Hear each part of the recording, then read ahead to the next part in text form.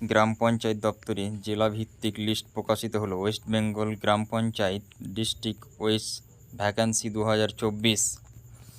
Hello বন্ধুরা, ভিডিওর বিস্তারিত আলোচনা করার আগে আপনারা যদি আমার চ্যানেলে নতুন হয়ে থাকেন এবং চ্যানেলটা যদি আপনারা এখন পর্যন্ত সাবস্ক্রাইব না করে থাকেন, তাহলে অতি শীঘ্রই চ্যানেলটি সাবস্ক্রাইব করে বেল বাটনটি বাজিয়ে দিবেন।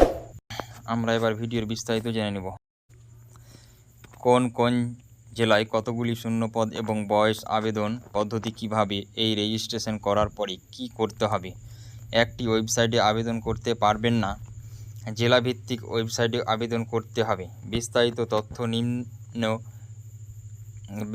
তথ্য নিম্নে উল্লেখ করা আছে।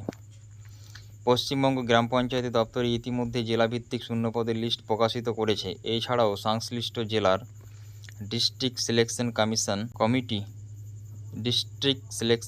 কমিটি ডিএলএসসি রাজ্যের প্রতিটি জেলা থেকে একটি করে বিজ্ঞপ্তি প্রকাশিত করবে। বাঁকুড়ায় 660টি, দক্ষিণ 24 পরগনায় 516টি, হুগলি 606টি, উত্তর 24 পরগনা 566টি, পশ্চিম মেদিনীপুর 560টি, পুরুলিয়া 405টি, আলিপুরদুয়ার 181টি, বীরভূম 147টি, কুচবিহার 200টি, দক্ষিণ দিনাজপুর 184টি, দার্জিলিং 366টি, হাওড়া 442টি, জলপাইগুড়ি 146টি, ঝাড়গ্রাম 225টি, কালিম্পং 169টি, মালদা 138টি, মুর্শিদাবাদ 178টি, নদিয়া 144টি, পশ্চিম বর্ধমান 123টি, পূর্ব বর্ধমান 118টি, পূর্ব মেদিনীপুর 329টি, পশ্চিম বর্ধমান 123টি, পূর্ব বর্ধমান 318টি, পূর্ব মেদিনীপুর 329টি, উত্তর দিনাজপুর 100টি, দার্জিলিং 65টি।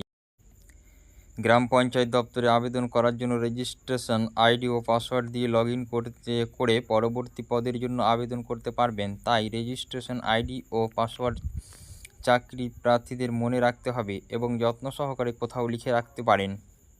2024 সালের জুন মাসের থেকে জেলাভিত্তিক অনলাইনে আবেদন শুরু হবে। প্রতিটি জেলায় আলাদা আলাদা বিজ্ঞপ্তি প্রকাশিত হবে। পশ্চিমবঙ্গের 23টি জেলায় একসঙ্গে আবেদন শুরু হবে না। হ্যালো বন্ধুরা, আমার ভিডিওটি যদি আপনাদেরকে ভালো লেগে থাকে এবং আপনারা যদি আমার চ্যানেলে নতুন হয়ে থাকেন এবং চ্যানেলটিকে যদি এখন পর্যন্ত আপনারা সাবস্ক্রাইব না করে থাকেন, তাহলে আপনারা অতি শীঘ্রই চ্যানেলটিকে আমার সাবস্ক্রাইব করে বেল বাটনটি বাজিয়ে দিবেন। Thank you.